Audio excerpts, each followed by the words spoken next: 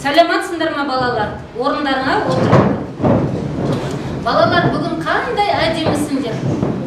Соншалықты құлпырып отырсыңдар. Соған қарағанда көңіл күйлерің де тамаша секілді. Қалай, сабақты бастаймыз ба? Жарайды онда. Олай болса балалар, осындай ғажап елдің балалары бақытты өмір сүрсе екен деймін. Себебі өмір біздің неміз балалар? Дұрыс, басты құндылықтарымыз. Тамаша. Құндылықтар деген не? Осыған бір ойша көз жүгіртіп көрсек. Ал әдемі? Құндылықтар біздің қазақ тіліміз. Кәусар. Келесі Кәусар. Құндылықтар біздің отанымыз. Келесі. Құндылықтар біздің рәміздеріміз. Айлин. Құндылығымыз біздің отбасымыз. Құндылықтар деп тәуелсіздікті айтады. Жарайсыңдар балалар. Олай болса балалар, құндылықтар ортақ тақырыбына слайдпен жұмыс жасап алайық. Ал балалар, құндылықтар деген нелер? Дана. Құндылықтар деп денсаулығымызды айтады. Әдемі. Құндылықтар деп біз өзіміздің тілімізді айтамыз. Кәусар. Құндылықтар деп өзіміздің отбасымызды айтамыз. Ерзат. Құндылықтар деп біз мейірімізді айтамыз. Айлин. Құндылықтар деп біз адамгершілікті айтамыз. Айша. Құндылықтар дегеніміз ол тәуелсіздік. Нұрасыл. Құндылықтар ол біздің достығымыз. Жарайсыңдар балалар. Жанель. Құндылықтар деген денсаулығымыз. Жарайсыңдар балалар. Енді ары қарай мен толықтырайын балалар. Құндылықтар ол біздің адамгершілік, шыншылдық, салт дәстүр, адалдық, денсаулық. Олай болса, осы құндылықтар неге екі түске бөлінген деп ойлайсыңдар балалар? Қызыл түске боялғандар қандай құндылықтар деп атаймыз? Рухани құндылықтар деп айтамыз. Тамаша. Ал көк түске боялғандар? Нұрсәт. Бұл түске боялғандарды адами дейміз. Адами құндылықтар деп айтамыз. Жарайсыңдар балалар. Олай болса, осы құндылықтар жайындағы өтілген үй тапсырмасын есімізге түсірейік. Балалар, өткен сабақтағы ғажайып бақ ертегісі сендерге несімен ұнады? Кім жауап береді? Достығымен. Дұрыс айтасың, Нұрсұлтан. Өте жақсы. Жарайсыңдар балалар. Ал ертегіде жағымсыз кейіпкер бар ма? Осы ертегіде. Кәусар. Ертегіде жағымсыз да, жағымсыз емес те кейіпкерлер бар. Жағымсыз кейіпкерлерді аташы, кімдер олар? Жағымсыз кейіпкерлер олар 3 шәкірттер. Жарайсың. 3 шәкірті, иә? Қарияның 3 шәкірті. Ал 4-ші шәкірті не деді? Мен бұл алтынды алып, бақ ұйымдастырар едім. Бұл жақтағы кедейлер ол жақтың жемісін жеп күн көрер еді. Жарайсың, отыра ғой. Ал олай болса балалар, ертегіден не түйдіңдер? Нені алуға болады ертегіден? Кәусар. Мен өзім ертегіден шыншылдықты түйдім. Жарайсың. Айша. Адамгершілікті. Жарайсың. Нұрсұлтан. Нағыз достықты. Жақсы. Рахмет балаларына. Ерзат. Жасың кіші болса да, бірақ білімің көп. Ақылы артықты аға тұт деген сөздің мағынасын түсіндіге Ерзат ойын жинақтай алмайды. Жарайсыңдар балалар. Ал балалар, осы атқарған жұмысымызды бас бармақпен бағалап қойықшы өзімізді. Жақсы жауап берді деп ойлаймыз, е? Жарайсыңдар. Ал балалар, қазіргі өздерің атаған құндылықтар біздің бойымызға дарыту үшін не керек бізге? Бұл құндылықтарды бойымызға дамыту үшін жазу, сызу, өнер болу керек. Жарайсың, Феруза, отыра ғой. Ал олай болса балалар, бүгінгі біздің танысатын тақырыбымыз сан жиенің әріп жасауы дейді. Ал олай болса балалар, бүгінгі сабақта сенің білетінің сюжеттің дамуын болжайсың. Оның себебін түсіндіресің.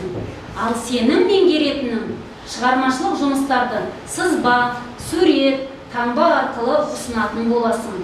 Шығарманы оқисың, қажетті ақпараттарды белгілеп, кестеге салатын боласың. Балалар, қалай ойлайсыңдар? Бұлар қай халықтың ағылшын жазуы болуы мүмкін. Фируза, Біріншісі Қытай жазуы. жарайсың, отыра ғой. Нұрбек, Екіншісі ағылшын жазуы. жарайсың. Жалғас, Үшіншісі орыс тілі. орыс жазуы. Жарайсың. Орынбасар, соңғысы, Соңғысы араб жазуы. жарайсың. Отыра ғой. Ал балалар, олай болса қазақ әліпбиі бірнеше рет өзгерген екен. Нұрасыл, араб жазуы туралы не айтуға болады? 1929 жылға дейін Араб жазуы болды. болды. Жарайсың, отыра ғой. Бекнұр, Латын әліпбиі 1929-дан 1940 жылға дейін болған. жарайсың, отыра ғой. Жалғас, Кирилл жазуы 1940 жылдан бері. қолданысқа енгізіліп келе жатыр. Жарайсыңдар балалар. Ал балалар, мына 2018 жылғы, 2025 жылғылар туралы неге сұрақ белгісі қойылған? Каусар оқып береді. 2018 жылы қандай міндеттер қойылған екен? 2018 жылдан бастап тұңғыш елбасымыз Нұрсұлтан Әбішұлы Назарбаев жаңа әліпбиді, яғни латын тілін оқытатын мамандар даярлау мен орта мектептерде арналған оқулықтар даярлауды бастау туралы. Міндет қойды, е? Айша, 2025 жылдан бастап қандай жаңалық болар екен? 2025 жылдан бастап іс қағаздарын латын қарпінде жүргізу, мерзімді баспасөзді оқулықтар мен басқа басылымдардың барлығын латын қарпінде жариялау туралы міндеттер қойды. Ал олай болса, балалар, біздің еліміздегі үлкен жаңалық 2025 жылдан бастап біздің тіліміз латын әліпбиіне көшетін болады. Олай болса, қазақ әліпбиі туралы бейне баян көріп тамашалап алайық. Жазу және жаза білу сауаттылықтың бір түрі. Менің ағам Айдынғали жазу өнер, ақыл көсем деп айтады. Мен бұл сөзге қосыламын. Себебі жазу ол тарих. Ал жаза білу үшін әрине әліпби, яғни алфавит керек.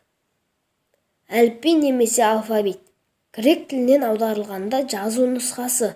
Жазуда қолданылатын әріптердің белгіленген тәртіп бойынша орналасқан жиынтығы. Әліпбидің өзгеруі саясатқа да байланысты. Ал қазақ әліпбиі тарихы 5 кезеңнен тұрады.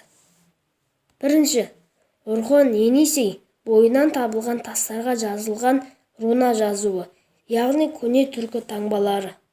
Бұл барлық түркі халықтарының әліпбилерінің негізі. Екінші, араб жазуы, яғни Ахмет Байтұрсынұлының араб әліпбиі негізінде құрастырылған төте жазуы. Ахмет Байтұрсынұлы қазақ жазба тілінің қоғамның даму кезеңінде өзіндік сипаты мен ерекшеліктерінің сақталуын, өзге тілдерден кірген-кірме сөздерге байланысты осы алфавит жасап шығарды. Ғалым ұсынған әліпбиде кірме дыбыстар алынбай, тек төл дыбыстарға орын берілген. Үшінші, қазақ зиялылары латын әліпбиіне өз пікірлері мен ұсыныстарын ортаға салды. Нәзір Төреқұлов, Халел Досмағамбетов, Телжан Шонанұлы, Әбдірахман Байділдаұлы, тағы да басқа адамдар қабылдаған әліпби жобалары талқыланып, бір дыбысқа бір әріп қағидасын ұстана отырып 29 әріптен тұратын әліпбиді қабылдаған. Төртінші, 1940 жылы 10 қарашада Кеңес одағындағы халықтардың бәрі дерлік бірыңғай кириллицаға көшкен еді. Бұл жазуға да толықтырулар мен түзетулер енгізіліп, 1957 жылы ғана 42 әріп болып нүктесі қойылды. Кириллица деп аталу әліпбидің негізін салған Константин Кирилл есімімен байланысты екендігі белгілі. Ал түркі халықтарына бұл әліпбиді енгізу 1861 жылы көтерілген. Сол жылы миссионер Ильменский қазақ тілі мен әдебиетін кириллицамен жазып, кейін Ыбырай Алтынсарин да қолдап, өз еңбектерін осы әліпбимен жазғаны белгілі. 5. Қазақ тілі әліпбиін кириллицадан латын графикасына көшіру туралы Қазақстан Республикасының президентінің 2017 жылы 26 қазандағы номері 569 жарлығына өзгеріс енгізіліп, 2018 жылы 19 ақпанда 2025 жылға дейін Қазақстан халқы ұсынылған латын әліпбиіне өту жайлы айтылған.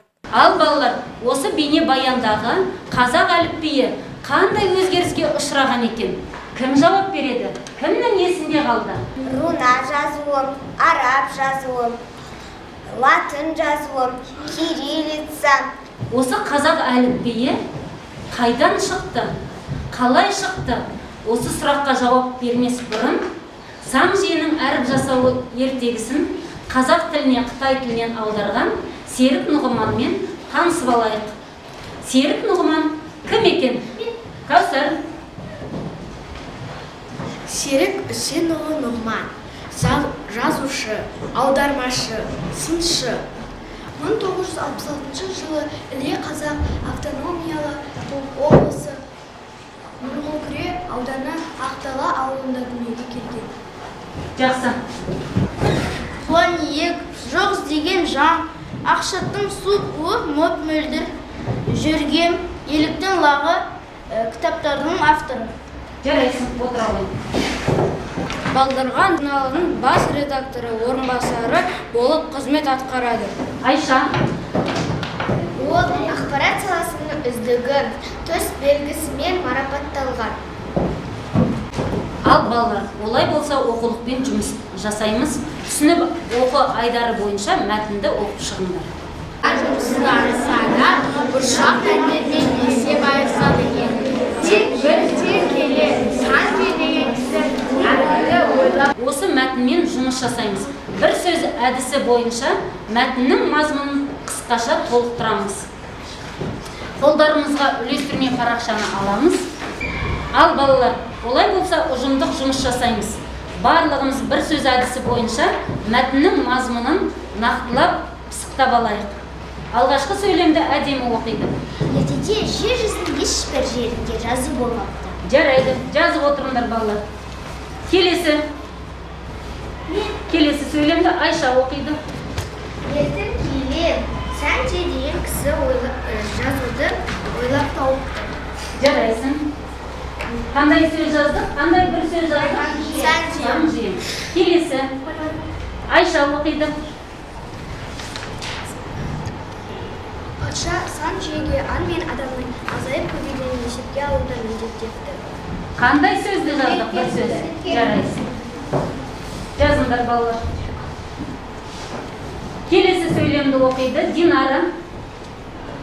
Сан жүйе шығудың жолын іздей бастады. Неден шығудың жолын? Қиындықтан. Дұрыс айтасыңдар. Жаза қойыңдар. Қиындық, даныш қойыңдар. Жаза береді, әрғарияғы. Келесі Жолға шыққан сан жүйе жолда үш аңшыны кездесіпті.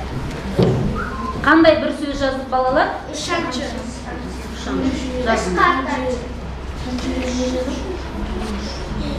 Келесі сөйлемді жазады, оқиды. Келесі сөйлемді оқиды Нұрсұлу. Оған жердегі жолбарыстың ізін көрсетіп, мынау соны анық меңзеп тұрған жоқ па деді. Қандай бір сөз жазылған екен? Аңшы. Жарайды. Бекнұр оқиды келесі сөйлемді. Сан жүйе әр затты белгілеу керек екен деген мен ойға келеді. Жарайсың. Ерзат соңғы сөйлемді оқы. Қуанышына қойына сыймай сан жүйе үйіне қайтады. Жарайсыңдар. Қандай бір сөз жаздық? Қуанышы қойына сыймай. Ал енді бер қарай қойыңдар балалар. Неге ол қуанды? Сан жиен неге қуанды? болжаймыз ары қарай мәтінді. Каусар? Сан жиі әр затты белгілі екен өз ойына келіп, әріп жасауды біліп, қуанышы қойнына сыймай екен. Ал балалар, басқаша ойлайды? Басқа кім ойлайды? Айша? Ол қиындықтан шығатын амал іздегеннен қуанышы қойнына сыймай үйіне қайтты. Қиындықтан шығудың жолын тапқандықтан қуанышы қойнына сыймай кетті. Жарайсыңдар. Ал балалар, ертегіде бұл мәтіннің жалғасы қалай болар екен? Олай болса болжа айдары бойынша оқып танысып шығыңдар. Әр түрлі белгілер жасап, әрқайсысын әр затқа таңба етеді. Айналасындағы сансыз заттарды тұрпатын негізге алып, күндіз-түні тынбай таңба жасаумен болады. Мысалы, ұясынан жаңа көтеріліп келеді. Балалар, бір сөз әдісін тағы да әрі қарай жалғастырамыз. Сөйлемді оқиды Дана. Не кеткен соң әр түрлі белгілер жасап, әрқайсына әр затқа таңба етеді. Жарайсың, қандай бір сөз жаздық балалар? Белгілері. Келесі сөйлемді оқиды Айлин. Сөйтіп, күндіз-түні тынбай әріп жасаумен болады. Келесі Динара о. Мысалы, ұясынан жаңа көтеріп келе жатқан күнді дөңгелек отқа жарға ұқсатып, үлкен дөңгелек сызады да ортасынан нүкте қояды. Айша. Айналадағы нәрселерді жіті бақылаған ол ақыры әріпті ойлап табады. Соңғы сөйлемді Айша оқи ғой. Оның мұндай іскерлігін көрген патша оны марапаттайды.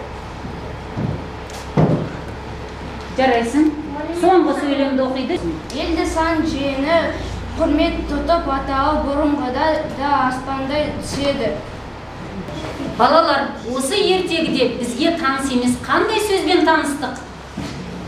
Біз өзіміз білмейтін сөз, бұл жіті деген сөз. Жарайсың. Ендеше жіті қандай мағынаны білдіреді екен? Нұрсұлу? Жіті мұқият ұқыпты. Жарайсың. Мұқият ұқыпты деген мағынаны білдіреді екен. Ал балалар, сан жиі қандай белгілер ойлап тапты? Айерке? Ағаш кертті. Жарайсың, отыра ғой. Аблай? Күнді дөп-дөңгелек қылып, Сызып?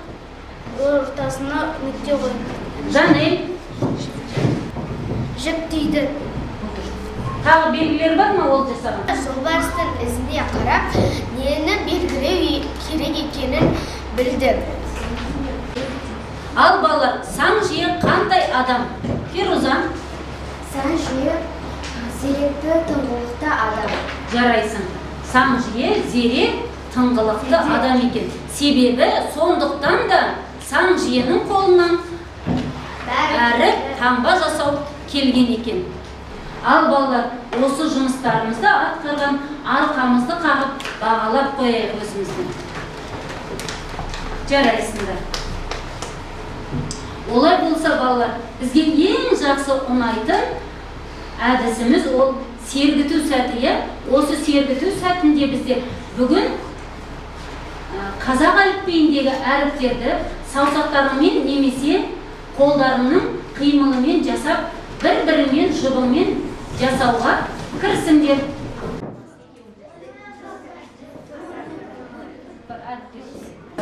Олай болса, біз Динара екеуміз саусағымыздың ұштарымен әріптерді жасайтын боламыз. Ал Динара әріпін жасаймыз. Мына әріпін жасаймыз. Ал енді сенің саусағымен Т әріпін жасаймыз. Т әріпін. Мынау Т әріпі. Енді П әріпін жасайық. Енді Динара сенің О әріпін жасап көрші. С әріпін жасап Ал балалар, бірнеше әріп жасаған болатын шығарсыңдар. Ал балалар, бірнеше әріп жасаған боларсыңдар. Мына топта қай жұп көп әріптер жасады? Жарайды. Онда орынбасармен әдемі ортаға шықсын. Мына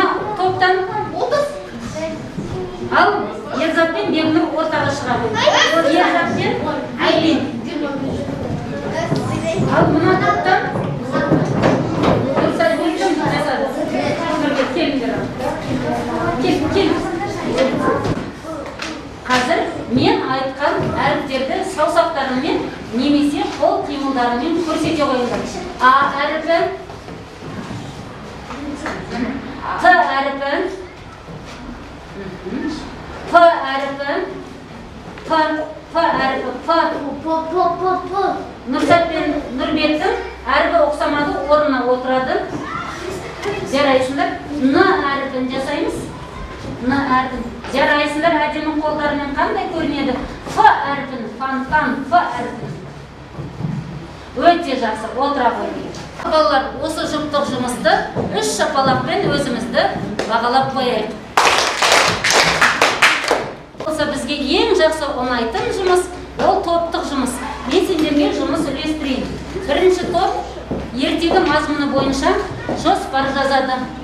Екінші топ балалар адамзаттың жазу сызу өнерінің даму жолын суреттерге қарап жазумен сәйкестендіресіңдер. Мынау суреттер мен берілген жазуларды сәйкестендіріп желімдеп, соны дәлелдеп қорғап келесіңдер. Келесі үшінші топқа сөзді, мұнда берілген сөйлем мазмұнын сызба, сурет немесе таңба арқылы белгілейтін боламыз. Қане балалар, тобымызбен, ұйымшылдықпен бірге жұмыс жасайық.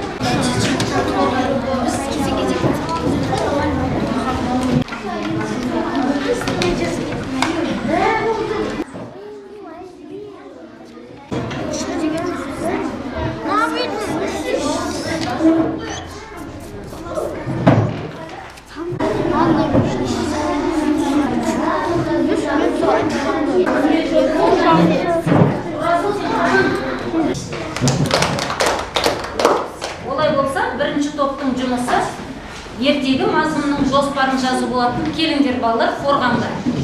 Жоспар әріптің болмауы, Патшаның бұйрығы, сан женнің әріп іздеуі, анасының ақылы, үш аңшының жолда кездесуі, сан жиенің әріп табуы, патшаның марапаты. Бұл топта сендер жақсы жұмыс жасап, жоспарды дұрыс құрыпсыңдар. Отырыңдар. Үшінші топтың жұмысы қалай қорғалады екен? Назар аударайық. Мына жазуы тасқа жазылған түркі халықтарының таңбалары. Адамдар алғаш тасқа жазды, бірақ тастағы жазу жақсы сақталғанымен оған қашап жазу қиындау еді, әрі алып жүруден ауырлық ететін. Кейбір саз балшықты аймақтарда балшыққа жазу да болды. Ал үшін балшықтан тақтайша жасап, таяқшамен батыра отырып жазады. Нұсқа ойыңқырап та жазған.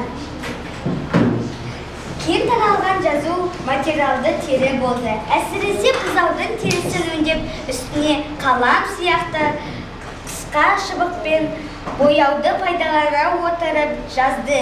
Кейінірек жазу үшін арнайы қара және көк түсті сия жасау пайда болды. Сия пайда бола бастаған уақыттан бастап қағазға жазуды ойлап таба бастады. Қағазды алғаш ойлап тапқан қытайлықтар еді. Қағаз кейіннен кең таралған негізгі жазу материалына айналады. ал бүгінгі дамыған заманда жазуды компьютерде теріп жаза бастады. Бұл жазуды ең тиімді жазу сақталады. Қайда өңдеп жазуға болады, қатесін түзеуге болады. Жарайсыңдар балалар, жұмыстарыңды жақсы орындап шықтыңдар. Орындарына жайғасыңдар. Ал балалар, олай болса, келесі топтың жұмысына назар аударайық. Келіңдер ортаға. Бұл ұшақ әуежайдың таңбасы. Мынау шайы бұрқыраған кесе. Бұл шайхананың таңбасы. Бұл көліктер тұратын жер, такси тұрағы тұрады. Бір жыл онға кетеді, бірақ өте терең суы бар. Мен бір жыл оңға кететін деп салдым, бірақ алдынан өте терең су шығады. Бұл қосу таңбасы. Бұл дәріхананың белгісі көрсетіп тұр. Мынау 100 километр жүргеннен кейін теңіз айлағы кемелер бар. Жарайсыңдар балалар, орындарына жайғасыңдар. Ал балалар, бірінші топтағы балалардың жұмысын бағалаймыз бас бармақпен. Яғни құрылған жоспарға қандай баға бересіңдер? Жақсы, рахмет. Ал енді екінші топтағы балалардың жұмысын екі топ бағалайды. Қалай орындады? Жарайсыңдар. Үшінші топтың салған жұмыстарын, салған суреттерін қалай бағалаймыз?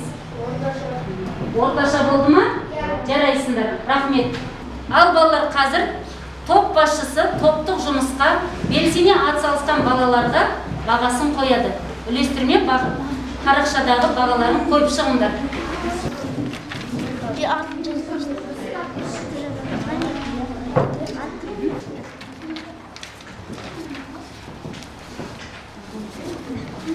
Балалар, ендігі жұмысымыз қорытындылы айдары бойынша кестені, иә жоқ кестесін толтырып шығамыз. Яғни берілген тұжырымды оқимызда иә немесе жоқ деген жауаптарды жазып шығамыз.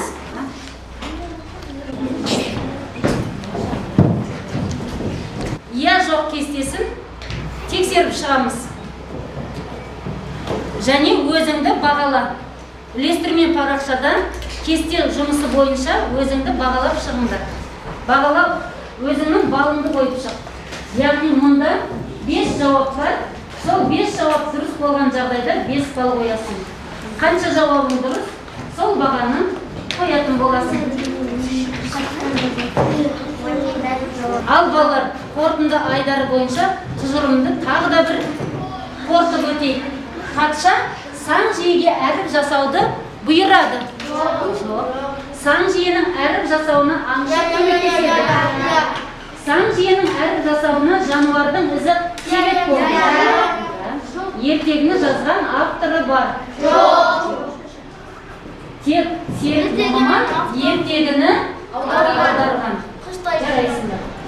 Ал балалар, Нұрсұлтан Әбішұлы Назарбаевтың бастамасымен Қасым-Жомарт Тоқаевтың бүгінгі күні жалғастырып келе жатқан латын қарпін 2025 жылдан бастап түбегейлі көшеміз деген ісін біздер де бүгінгі күннен бастап жалғастырайық. Яғни қазір шығармашылық тапсырма орындайық.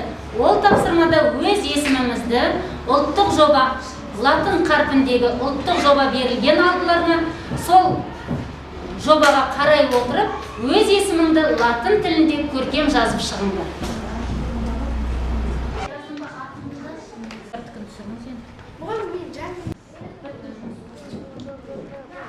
Ал балалар, бүгінгі сабағымызға кері байланыс береміз. Бүгінгі сабақта біз нені үйрендік, нені білдік? Бүгін біз әріп тапқан сан жүйемен таныстық. Каусар, Қытай тілінен ертегіні қазақ тілінен аударған Серік Нұғыманды білдік. Біз қазақ әліпбиінің бірнеше рет өзгергенімен таныстық. жақсы отыр. 2020 жылдан латын қарпіне көшетінімізді білдік. Жаңа жіті деген сөздің мағынасын білдік. Сан жүйенің ойлап тапқан белгілерімен таныстық. Ал балалар, бүгінгі сабағымызды бағалап өтейік. Яғни үлестірме парақшада өздерің бағалаған, топ басшысы бағалаған, жұбың бағалаған балдарың бар. Сол балдың ортақ балын бізге топ басшысы атап береді. Яғни топ басшылары өз тобындағы 10 балл алған, яғни иеленген балалардың атын атап шығыңдар. Біздің топта керемет атсалысқан бұл әдемі, бұл 10 балды иеленді. Және де тағы да маған өте қатты көмектескен бұл Дана. Бұл да 10 балды иеленді. Және де жоспар құрғанда кәдімгідей атсалысқан бұл Абылай. Мен оған 10 балды иеленді. Біздің топта 10 балды иеленген мен және Динара, Айлин, Нерзат. Біздің топтан 10 балды иеленген Айша, Расыл және де Нұрсат. Балалар, бүгінгі сабаққа байланысты үйге тапсырма, көне жазу үлгілері туралы қызықты деректерді ғаламтор желісінен тауып келеміз және ертегі мазмұнын әңгімелейміз. Ал балалар, бүгінгі сабағымыз аяқталды. Бүгінгі сабаққа белсене атсалысқандарың үшін сендерге алғыс білдіремін.